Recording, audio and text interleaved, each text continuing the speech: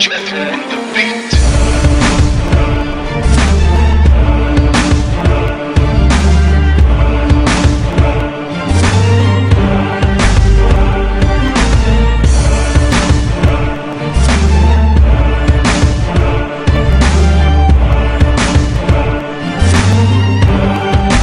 Jeff on the beat.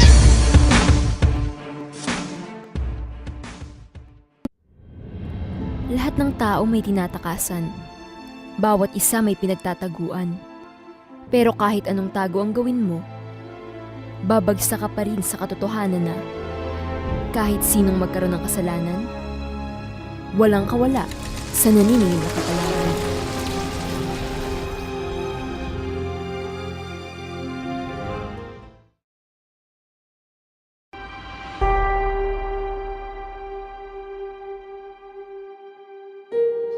Ako si Gina Ermias, 36 years old. Kaso ko, robbery with homicide. Laki sa isang masaganang pamilya sa Davao si Gina. Kung tutuusin, malayong malayo sa nakagis ng buhay niya ang buhay na mayroon siya ngayon. Siyempre, normal ng buhay, nag-aaral. Tapos naging, ko yung spoiled brat.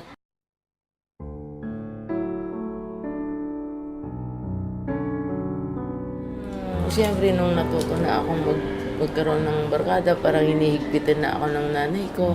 Kasi hindi na nila ako binibigyan kasi nandoon yung concern nila sa akin. Baka daw mapariwara ako, baka mapahamak ako kung anong kahihinatnan ko. Parang hindi na nila ako pinapayagan na lumabas, hindi na nila ako pinapayagan na gumimik. Kaya siyempre parang nasasakal na ako. Nagbago ang pananaw niya sa buhay. Umabot din sa punto na nagkaroon na kami ng bisyo. Nagalit ang nanay ko kasi babae ako, tapos bakit dinanas ko yung mga ganun na hindi naman sila nagkulang para sa akin. Lahat ibinigay nila para sa akin. Pero bakit naging ganun pa yung isinukli ko sa kanila? Naglaya si Gina at napadpad dito sa Maynila.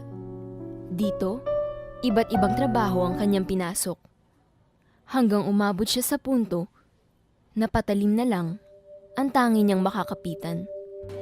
Kasi may kumuha sa akin na grupo. Hindi ko naman alam na ang pagkakaalam ko, syempre, pumasok ako ng trabaho, personal, alaalay niya ako. Hindi ko naman alam na aabot sa punto na ganun pala ang ginagawa niya hanggat sa tinrainin niya ako, hanggat sa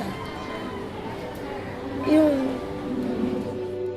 Natali siya sa isang trabaho na walang puwangang takot at konsensya. Yung umpisa, syempre, hindi ko matanggap kasi bakit ako ang utusan niya na gawin yun. Yun pala, parte daw pala ng trabaho ko yun. Kumbaga hanggat sa ang sabi sa akin, hindi na ako pwedeng umalis doon. Tanggapin ko na kung ano yung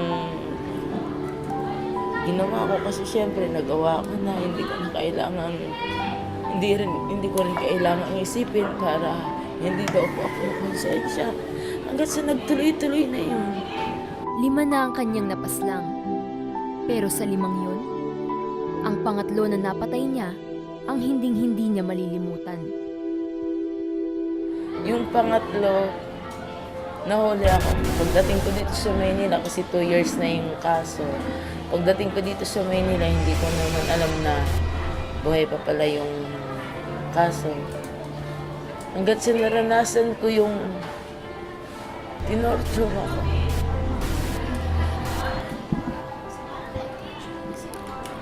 Pinaamin nila ako kung sino yung amo ko. Hindi ko sinabi sa kanila. Hanggat sa naranasan ko yung isinupot ako, naranasan ko yung kinuryente ako. At ang pinakamasakit na dumaan sa buhay ko, tinanggalan ako ng kuko.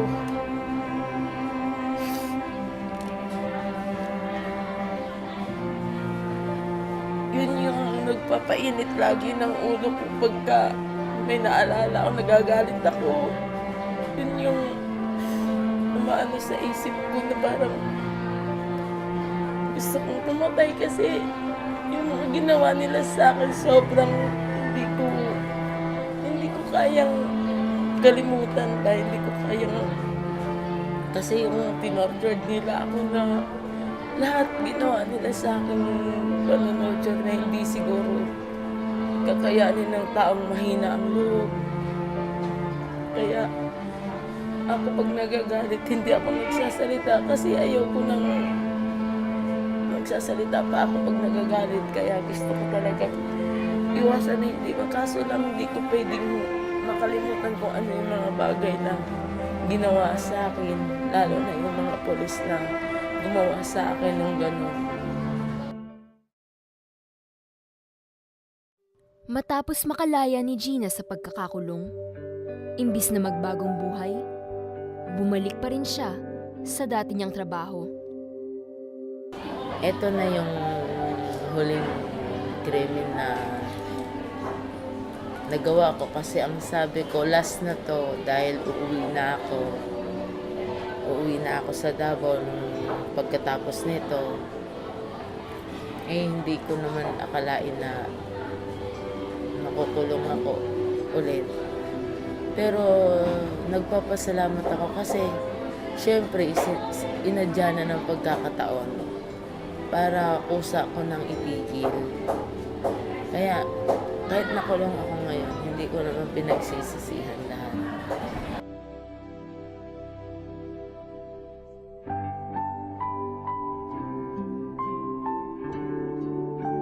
Isang hukom sa kilalang lungsod ang napagkasundo ang patatahimikin niya. Subalit dahil sa maling impormasyon na hatid ng kanilang informant, pamangkin pala ng judge ang napatay nila. Nahuli agad kami nung kasi maraming mobile na nagpaikot. Mahigit 1 taon na siya na nakabilanggo sa Correctional Institute for Women sa Mandaluyong. Siyempre, andun yung panghihinayang dahil nasayang yung araw mo, nasayang yung panahon mo, nasayang lahat, na imbis na nakapag-desisyon na akong magbago sa sarili ko, na gusto kong makasama na ang pamilya ko, pero hindi ibinigay sa akin yung pagkakataon na yon, kundi dito ako. Hindi ko akalain na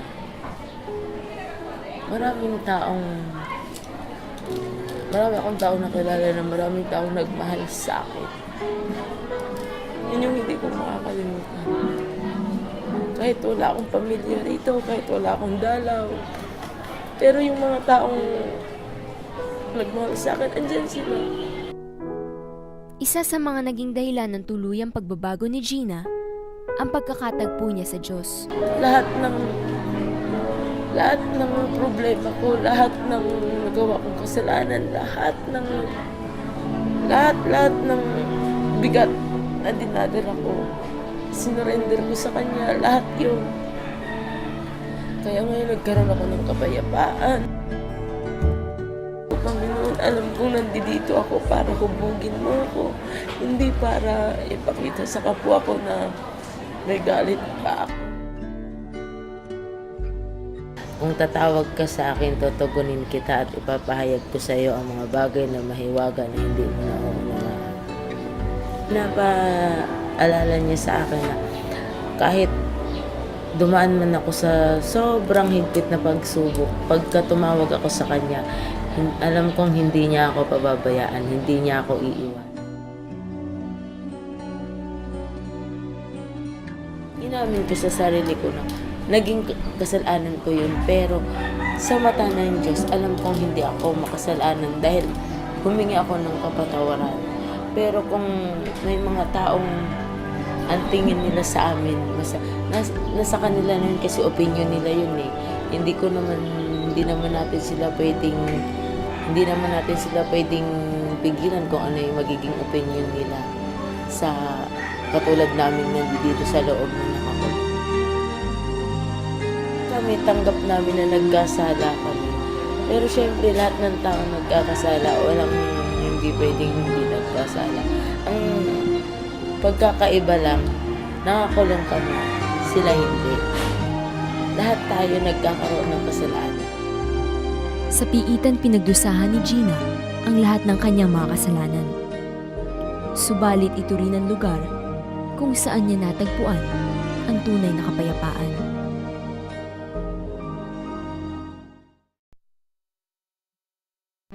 Jeff in the